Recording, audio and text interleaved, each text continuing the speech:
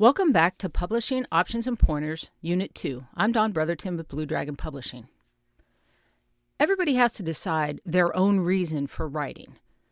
As you can tell from these statistics, books are still in fashion.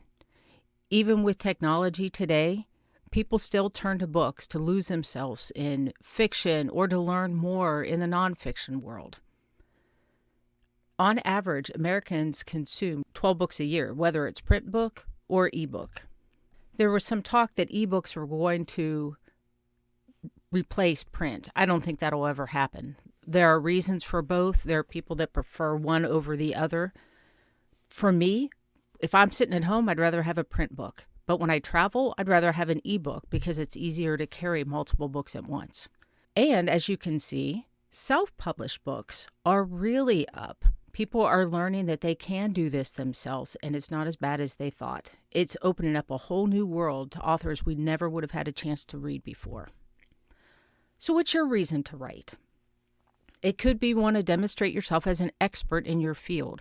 Writing might not be your primary means of income, but maybe you're a marketing person and you give speeches all the time, and you want to have a book in the back of the room to give away or to sell after your presentation.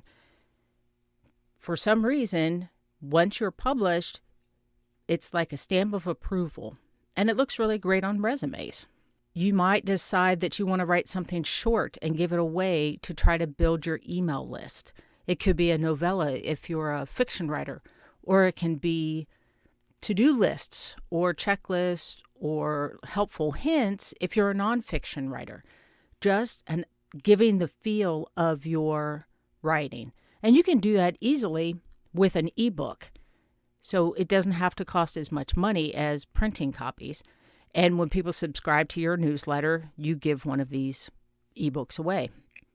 You might want to do it as a charity. Our church have collected stories from multiple people about how God has worked in their lives. And for every book we sell, the pastor has one that he gives away when he does his bus ministries. So raising money for various organizations and teaching people at the same time could be a good reason to write a book. Or you might just have that writing bug and you need to get the story out. You have this extra world inside of you that you want to share with other people. There are many reasons to write, and none of them are wrong. Some terminology you need to be aware of. There is a difference between a category and a genre.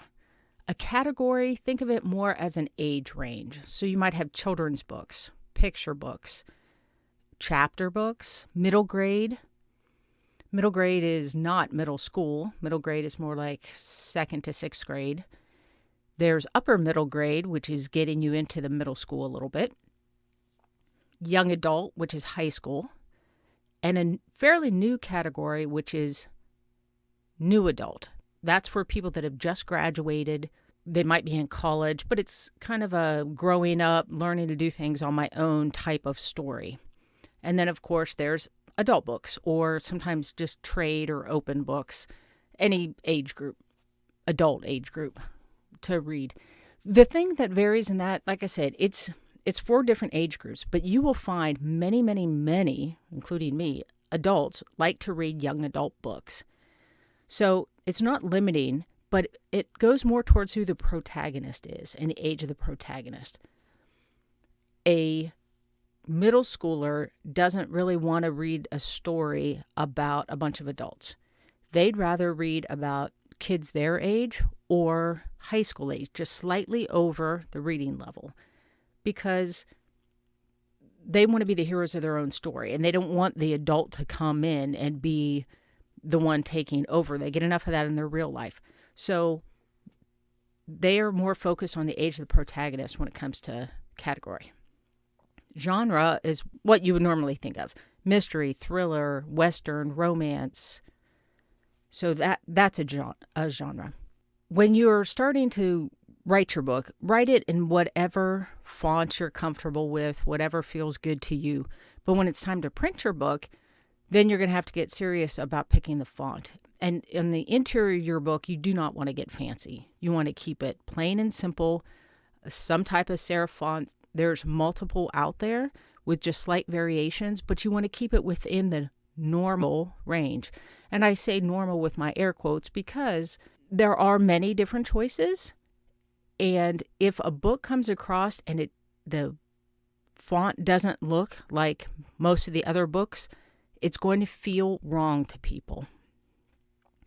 The good thing about reading on a Kindle is people can always change the font to match what they want. But when you're doing print books, you really need to stick with one of the basics.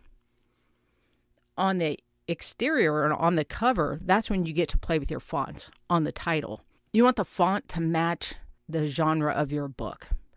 So if you are writing a romance, you probably don't want red, drippy, bloody letters. It'll totally throw off the feel.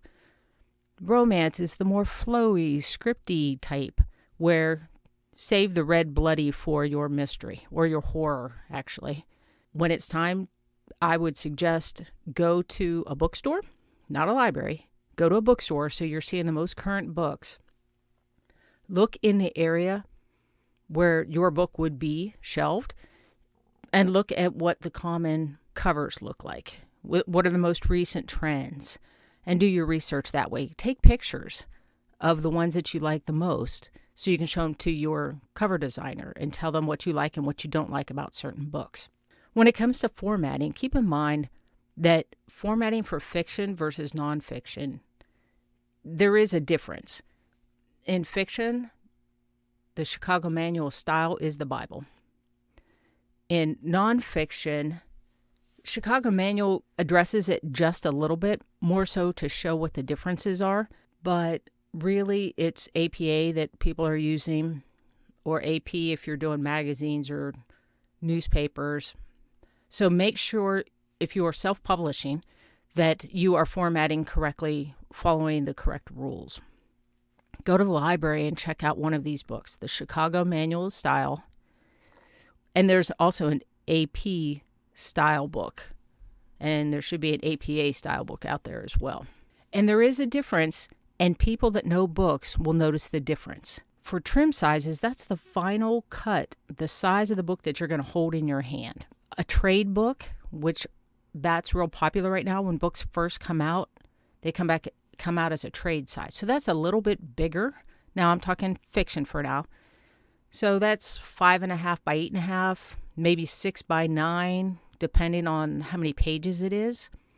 You can go a little bigger, a little smaller, but again, go to the bookstore and do your research because you don't want to stand out too much. You don't want to look odd. You want to make it look most professional. If you are traditionally publishing, they're going to decide all these things, so you don't really have to worry about that so much. Romance, you can get away with doing a little bit smaller, the pocketbook size. It will fit in a person's purse. So you can get away with a 3.5 by 5.5, 4 by 6. But again, go ahead and look through the books on your shelf. What feels comfortable when you take the book out and hold it in your hand? That's how you want to decide your trim size. For nonfiction, it depends. If you're doing a workbook style book, then 8.5 by 11 is perfectly fine. You might want to do a 6 by 9 size book. Or if you want to create a pocket guide for somebody to reference on a regular basis, you might want to make it a smaller size. You have a lot more flexibility with the nonfiction. Now let's talk word count. Word count actually kind of mixes genre and category because as you can see from these numbers, adult fiction books are usually between 80,000 and 99,000. And keep in mind, you're going to be able to say, oh, well, I know somebody that created a book that's many more words than that. Yes, these are guidelines to follow. And once you're famous, you can do whatever you want. J.K. Rowling can write a book as long as she wants, and people are going to buy it. But when you're first starting out, you really need to aim for these word counts. Because if you're going to try to pitch a publisher or an agent, one of the first questions they're going to ask you on the query letter is, how many words?